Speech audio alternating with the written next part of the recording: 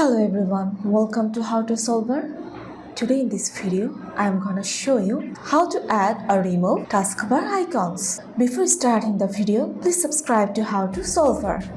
So for this, you have to go to your Windows and drag that app or software which you want to pin in your taskbar.